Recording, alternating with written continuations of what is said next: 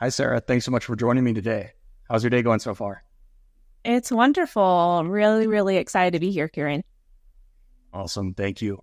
Really excited to dive in today and go a little bit deeper on how to run a pipeline council. So Sarah, first question. You're the Director of Growth Marketing over at OpenSesame. Tell us a little bit about your background and what OpenSesame does. Yeah, excited too. So I've been here with OpenSesame for coming on 4 months. So right in the thick of it, right? Little after the first 90 days, but getting into moving and grooving with all the different pieces. And growth marketing is one of those roles that it can mean a lot of different things, similar to demand gen. But at OpenSesame, my team is really made up of two core teams, and that's all things marketing operations and all things performance marketing and marketing programs. So think ABM, campaigns, all things that are really driving revenue and growth. And those teams together are really what we're focused on my side of the marketing house. And for the first 4 months here, so our teams are really close to obviously sales as well as partner. We'll get into a little bit more with the core goal of really driving growth, right? We have some heavy growth goals, heavy revenue goals that we're trying to target. And that's really what we're focused on so far this year. Awesome. That's great. Talk to us about the GTM structure at OpenSesame. What does your marketing and sales team look like? And where do your BDRs, SDRs report into? Yeah, I'll share a little bit more about our structure overall. So one of the things, and I'll take a step back, one of the interesting things with OpenSesame, if you're not familiar, OpenSesame is an e-learning catalog platform. So I really like to compare it to the books in the library, right? Where the catalog, we have over 30,000 courses for learning and development, all professionally. So if you think of anything from compliance to professional leadership development, all that in one place. And what's interesting about this type of model is that we are that marketplace. So we work heavily with partners, and close to half of our revenue at times comes from partners. So between sales, marketing, and partners, there's a really close alignment on how we're focusing on revenue, our pipeline targets. And here is that I think there's a heavier emphasis on that partner piece. So traditionally, I think a lot of times when we think go to market, it's often marketing and sales, a little bit of partners.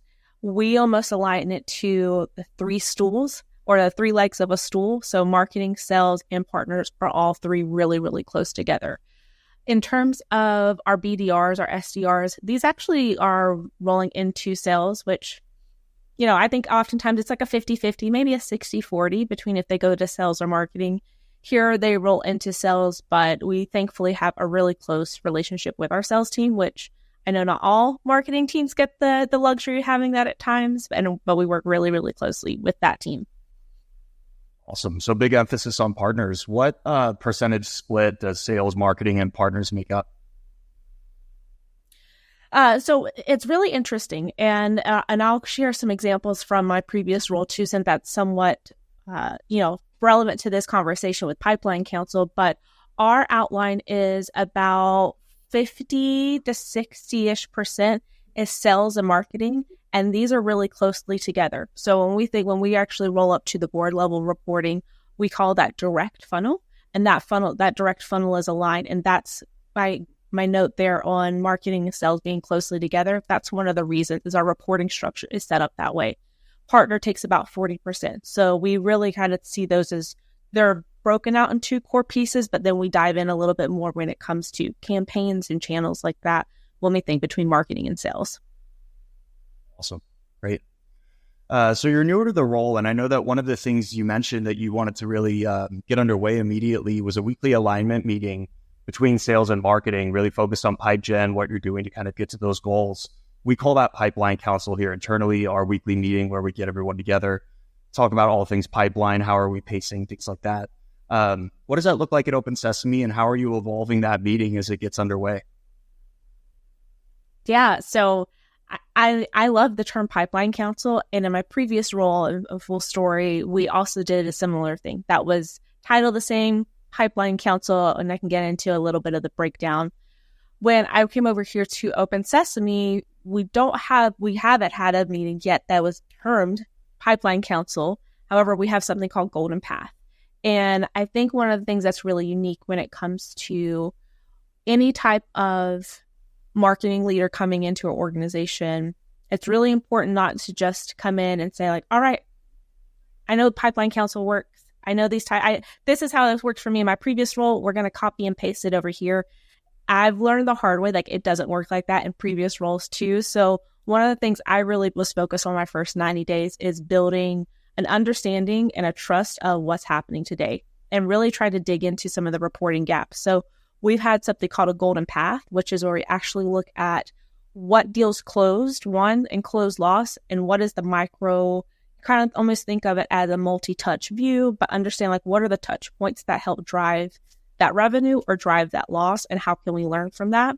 And have then since been like after the first month and a half or so, have started including some forward-looking metrics into that call. So we now also look at our, not only just our top of funnel, middle funnel pipeline, but also the revenue. And I think especially for more like founder-led orgs and smaller organizations, as well as those that I would bet to say that have very structured meetings and established, reporting outlines in place, it's really important to understand the why behind how it's done now so that you can position your recommendations of a change in reporting structure or a change in what the metrics that we're looking at so that it just doesn't come from like an outside perspective in. Awesome. That's great. What did you find some of the biggest challenges were in getting a program like this stood up and running? I'm still in the middle of some of them, just to be really authentic and honest. I think one of the biggest things I notice is, and not to play on the idea of like e-learning, but to make sure you're all reading from the same book. Because, and maybe you've experienced this too, Kieran, but sometimes when you have a lot of teams who are heavy into data, you have your sales, marketing, partners, ops, there are oftentimes different reports in different places. People copy and, tweak a report here and there and sometimes even have different expectations or different definitions for using the same metric. So one thing that I've been proactively trying to really tackle is how do you solve that? And two things that I think are really important is one, a reporting glossary. So working with teams to make sure there is one source of truth with even a simple, like, what is an MQL? What does that mean, right? Like, what is a sales qualified lead? Like, what does that actually mean? So building out that reporting glossary, which we've been working on and that's actually helped create a lot of clarity across teams as well as process, right? Because I think as we'll go into like what a pipeline council looks like, it's not just about the data that you're reporting, but it's the why behind it. So being able to have that reporting glossary so everyone understands the terminology you're using is critical. And another key piece that I think is important and that I established in a previous role and we're doing here too that's helped is having a reporting hub because, we have reports that are out of our BI tool as well as Salesforce, and we use tools like Sixth Sense and other places that sometimes it's nice to have another view or another slice of data that helps tell a story, but having those things in different sporadic places, it makes it really difficult and makes it difficult. People can often come to the same meeting with different data sources. So we now have a reporting hub that outlines what's the link to the report, who's the owner of it, what is this report supposed to mean, and when was the last time it was updated. So having all that in one place is really, I think that helps kind of get over the challenge of, are people reading from the same book and are we all looking at the same data and have the same expectation of what it is? I love that. I think that's a problem that probably like all go-to-market teams encounter where reports are being duplicated and then values are maybe being misused. So I really like that idea of like a centralized reporting hub and a reporting glossary. I might have to implement that here at Qualified. Great. So now that we've talked about... Everyone loves to... Exactly. Yes. And I mean, I'm sure that the team gets a ton of questions on like, how do I build this? How do I report on it? Where can I find X, Y, and Z? And we can just create like log templates and say, here it is, do with it what you want, maintain those filters. So that's awesome. We might have to do that.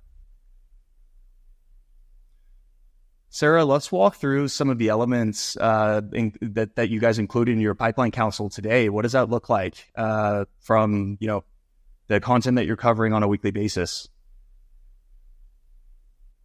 Yeah, so the way is, and it's constantly evolving. How I've done in the past, that was a truly deeply established pipeline council, is we had 3 core sections, which were, let's look at our pipeline metrics, which we can get into a little bit, but what are our forward-looking pipeline metrics?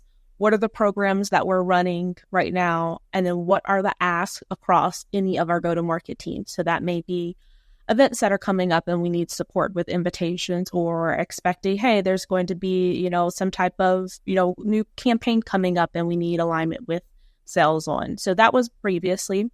What I'm doing now, which kind of going back to the point of, it's important to understand your current org and make sure you're shifting that, and you're not just kind of copy pasting some of that. You can always have the same foundation, like the template we're going to share, but I think there's a flair to it to make sure it really hits home with your current org. So we have 3 sections also, but they're a little bit different. The first is that golden path. So I actually really love this, and I didn't have it before, but I love being able to see what was the path to value, and what are all the different touch points that helped with that. So we use that to look at our recent close won or close lost and understand what's that micro level analysis, and how can we carry that, what we learned from that, into our current process. The 2 sections that we've added recently, one is reviewing our current monthly and quarterly pacing. So that's from top of funnel, MQLs, all the way down to revenue. And we have that broken out both by segment, so we can see that between whether it's enterprise or SMB, as well as those 2 core kind of funnel inputs, which are indirect, our partner, versus the direct, which is more marketing and sales. What we also do there, and I think it's really important for any type of ops team to make sure when they work with go-to-market teams and leadership that they can anticipate what's the core question that's going to be asked. And oftentimes it's, where did this person come from? Or how did this person get into our system? And we look at our funnel very differently from hand raisers, so demo requests, trial, versus those who aren't hand raisers. So being able to see that difference there. And then last is, it's still a little bit of an education mode, but wow, we're starting to dig into the program specifics. So what was the source? What was the campaign?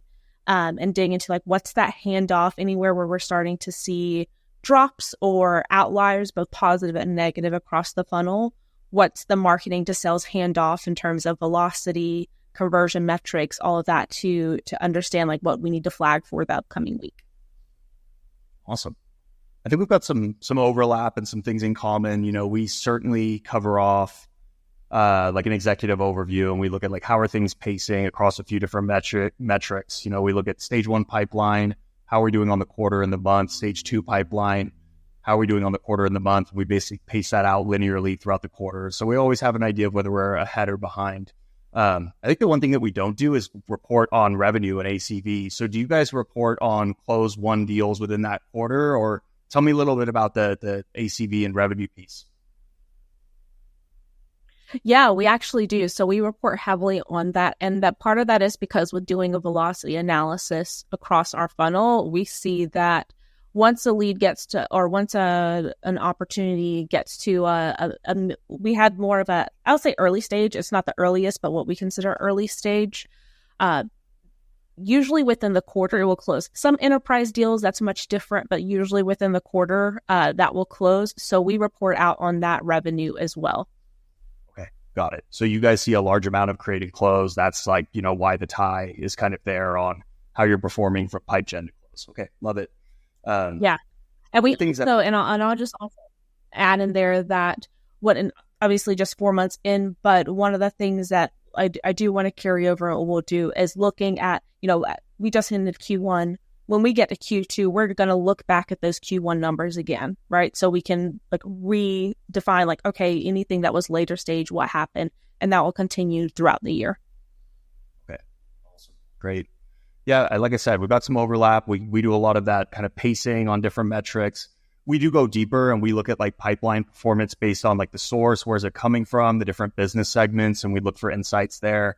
And then we build a funnel for each of those segments as well so that we can understand how that's translating from first meeting all the way through kind of revenue. I think the closest thing that we probably do to Golden Path is we ask the reps to highlight deals that they've sourced towards the end so that we can understand what's working for them. what's not working. So we typically highlight like 5 or so deals. These could be deals that are going to get created and closed in that quarter, or they could, run our standard kind of sales cycle. But we have the reps talk about like why the account got their attention, how they got the prospect's attention, how they generated the opportunity, what sequence did they use, how did the first call go? And we're doing a lot of that to kind of highlight early stage deal progress. So yeah, we got a little bit of overlap there. I do like the reporting on ACV. And we should probably do a little bit more reporting on our creating close as well. Sarah, last question. And you know what? If you have it, it's there to report on. And I think it's just, it helps. It's at least share a little bit more of like the business impact at the bottom line. Totally. Love it. Sarah, last question. If a peer came to you and wanted some advice, they just started a new job and they wanted to get a pipeline council kind of implemented and rolling inside of their organization, what tips and tricks would you give them? Oh gosh, great question. I'd say number one, use this template that's going to be shared after the call. That's definitely one I would say. But I think really starting off simple. Pipeline council, especially for marketers who are just starting, I think it can seem very scary, especially if there's not a great relationship yet with sales. But if you're in a role for any amount of time, simply think of what's the most common question that comes up.